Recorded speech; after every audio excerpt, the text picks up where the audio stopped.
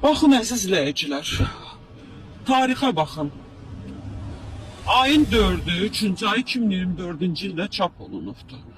Və bitmə tarixi yazılmayıbdır.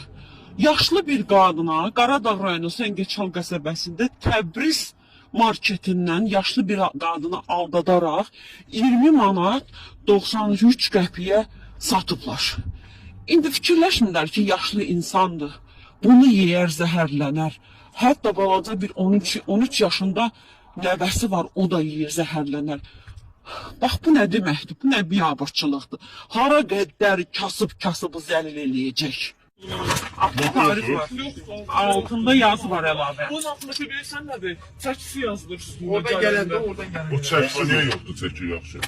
Bunun altında da var. Başqa yox, nə sor? Çıxardım. Yox.